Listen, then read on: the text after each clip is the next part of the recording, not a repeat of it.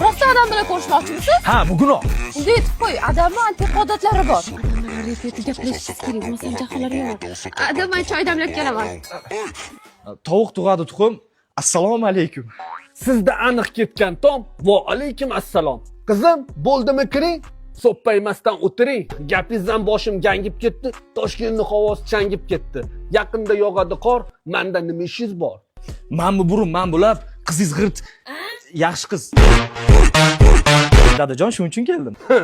Mani qizim hali yosh, tushundingmi? Qovobosh. Botib ketdi bu terga, buncha ururman yerga. Oyjon, yaxshimisiz? Yegim kelyapti o'zim. Gapini qara qizim. Sanga sovchi bo'lib ketdi. Shu gapiga yepti. Obedga makaron yeganman, men faqat qizingizni deganman. Kim menga qarshi borsa, urushib tepishamiz, qizingiz bilan bir yildan beri addushi sevishamiz.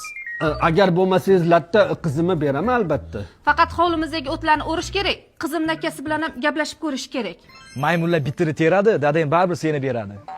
Endi nima qilamiz? Ana men o'ylanasan. Akam bilan umuman boshqacha gaplashish kerak. Qani kim bilan gaplashish kerak ekan? Bu yoqqa kelsin.